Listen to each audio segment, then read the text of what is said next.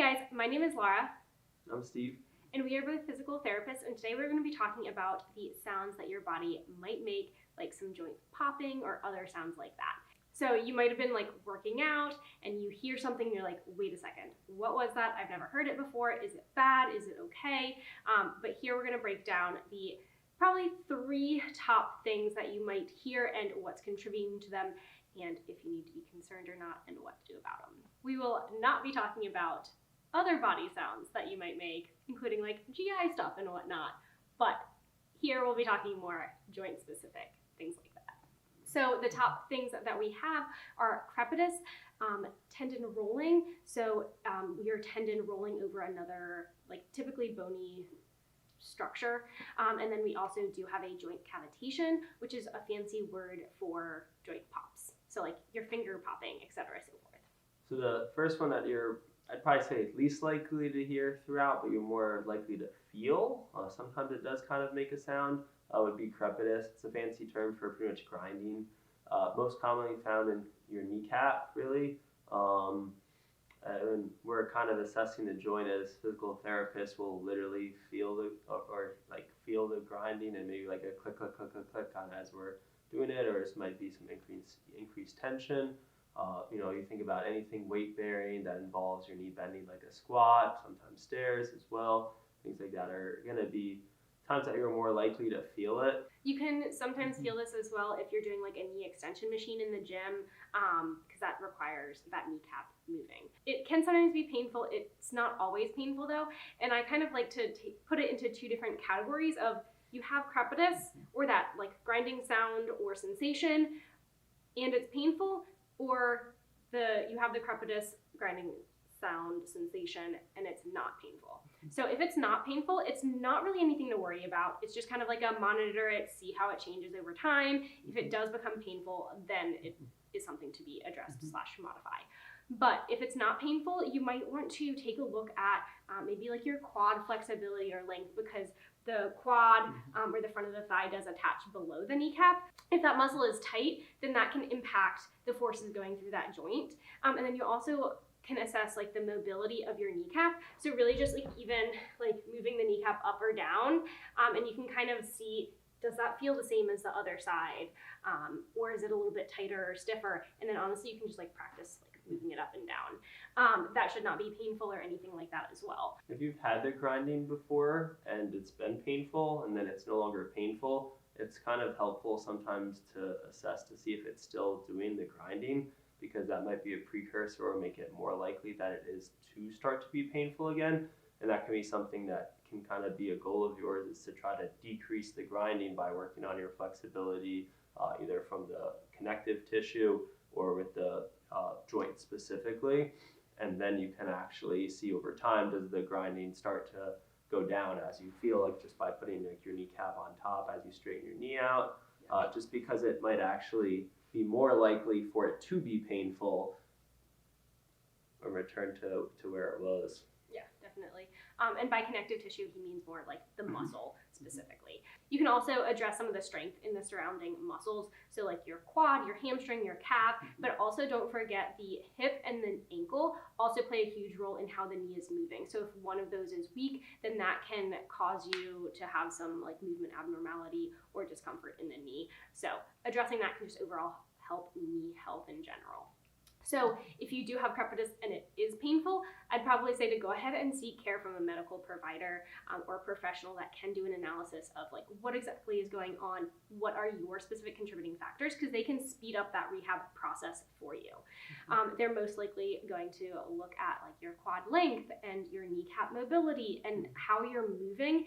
And then they can guide you with the exercises that are no longer painful, where you can still build up the strength, the tolerance of those tissues for activity and things like that. So they can guide you a little bit more, but essentially if something is painful, I would go ahead and back off, modify that, and work something in a different way, and then at the same time go ahead and seek care from the appropriate medical provider. Another common sound that you might feel when you're exercising is what's called tendon rolling. So this is when shoulder is a very common one, where you kind of raise your arm up to the side and you kind of feel or hear a catching or clicking sensation. and you say, oh my gosh, that's wrong. As providers, we commonly hear patients complain about this because they say, oh, it's clicking and it hurts. But that doesn't necessarily mean that the clicking's a bad thing. What the reason, probably for them more so, is that it's clicking or kind of rolling over, say, a bone or some type of structure, and it's inflamed or irritated or just painful, depending on what specifically is causing it, and that's why it hurts. So it's not that the clicking or the rolling itself is the problem. The problem is that the muscle or tendon, etc., is actually irritated. Again, whichever route of irritation you want to go down in terms of what's actually happening at that structure, and that because it's snapping past something, rubbing typically past a hard surface, that's why it's painful. There's a bunch of different reasons why it could be the case. Could be altered pattern of motion because of either joint stiffness, muscle stiffness. Could be related to muscle imbalances, certain muscles not firing as well as they're supposed to. This might be something we might see in our rehab population for people where it might happen literally every single time they do it, or it might be something that you'll start to see over time, maybe once they're at number 7 or 8 or 9 or 10, because some of those support muscles or the primary muscles aren't working as well at that point due to fatigue.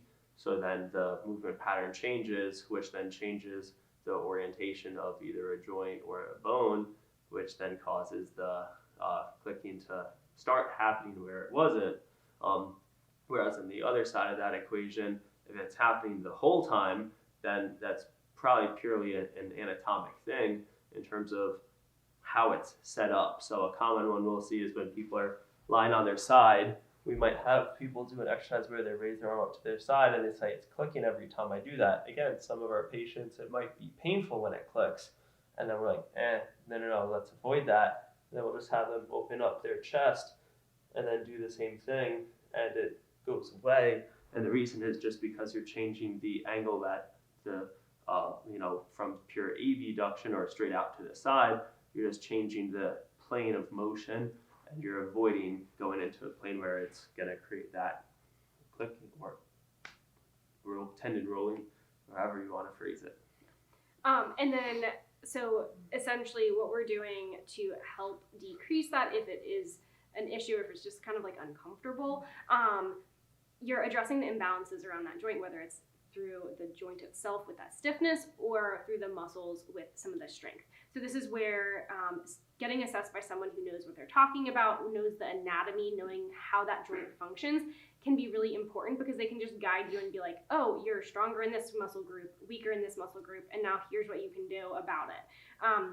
And then also just overall having a balanced training program, making sure you're balancing training different like pushing and pulling motions for like the shoulder. So if you do like a lot of chest, like bench press and like push-ups and things like that, but you never really do like rows or pulling motions or things like that, those can be, it's more of like balancing your overall training program as well to continue to build that strength and keep your joints healthy over the long term.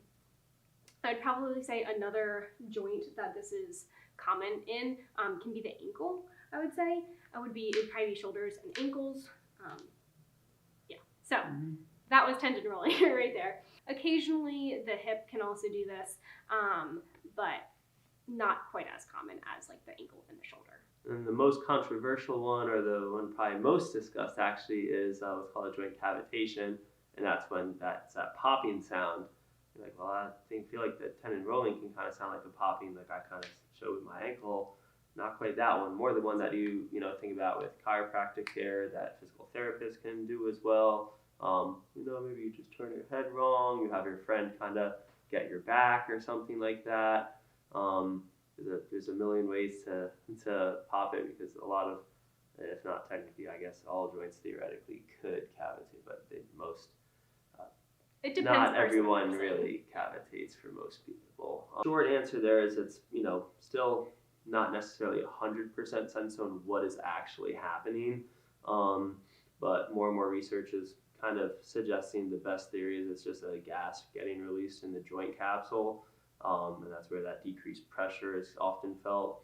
However, in addition to that, common misconception that is that it's something's being put back into place, and that's why it's often has been told it's an adjustment, for example, and that might be the case. But more and more research is showing there's more of a neurophysiologic effect occurring with it, where again it may actually be putting something back into place. That does happen sometimes, but not every time. Like a lot of people think every time it's getting put back into place, and maybe it consistently needs to be put back into place. And again, for some people that is the case, but more often than not, it's more of a neurologic or a brain kind of a reset, so to speak.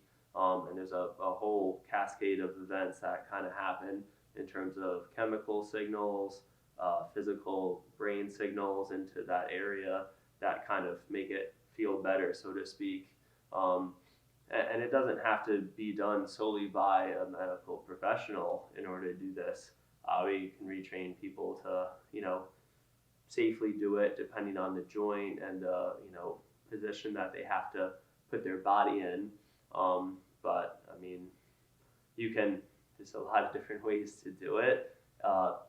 One of the challenges I would say for a lot of people, I have a high percentage of patients that are in car accidents, for example, and one of the challenges when people try to self-manipulate or self-pop, or pop their backs, for example, not that it has to be their back or their necks, is that a lot of times the joint that might be popping might not necessarily be the one that needs to pop, so to speak. That might be the one that moves more freely, and then say there is a different joint up or down the line or down the spine, I guess you want to get very literal, is what needs that movement. And that's where, seeing a chiropractor or a physical therapist that's trained with them is going to probably be a lot more helpful, because they can actually get to the spot that your body won't actually feel comfortable moving and make it more comfortable moving again, so that way you can stretch those muscles and kind of reduce spasms and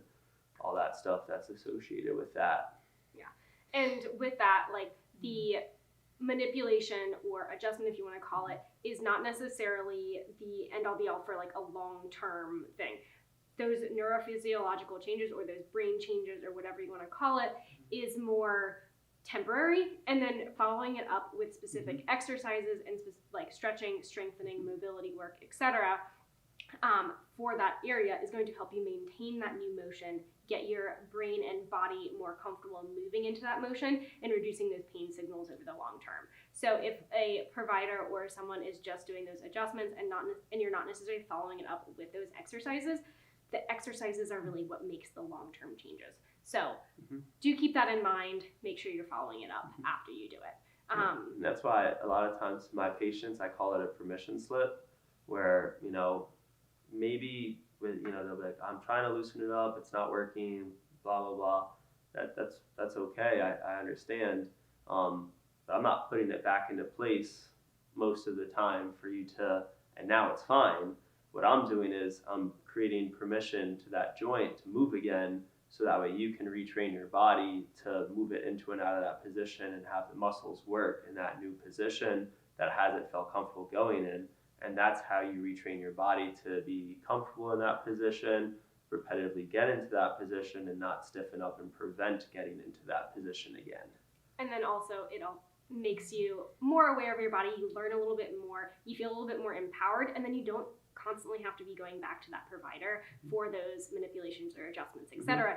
You now have that capacity to take control of your body and know what's best for it, essentially. So those are pretty much the three main sounds that you might hear your body make while you're exercising or doing anything like that. As always, if you are in pain, please seek care from the appropriate medical provider.